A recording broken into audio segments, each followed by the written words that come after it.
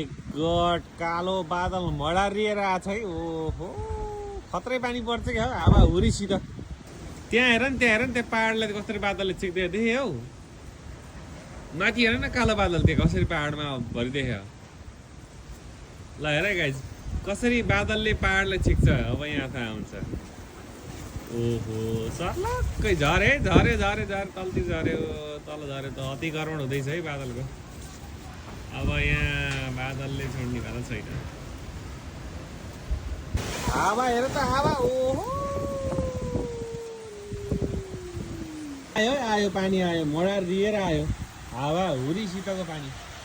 ओ पानी चाहिँ बवाल छ है गाईहरू। यस्तो पानी त मैले चाहिँ फर्स्ट टाइम देख्दै हो। यस्तो मडारिएर बढिएरी पानी परेछ। ल हेरौँ त कस्तो पुरै नगरौँ बिचरा हाम्रो बाबु एउटा बाबु कहाँबाट आएर यसरी बसिरहने पानी परेको रहेछ। कहाँ हिँड्ने लागेका हुन्। अब हेर त बाबु कहाँ हिँडेको कहाँ हिँडेको अनि केमा जाने अब यहाँबाट केमा आएको तिमी अनि केमा हिँड्दै जाने डाउटल त्यहाँ भित्र बस न भित्र पानी पर्दैन यहाँनिर। यता आऊ नभए नरुजी बस्छ नरुजी। ल पानीको चाहिँ कुरै नगरौँ है। पानी चाहिँ बवाल छ पानी चाहिँ बवाल। पुरा हेर्दै हिँड्यो डनले पुरा पानी। ल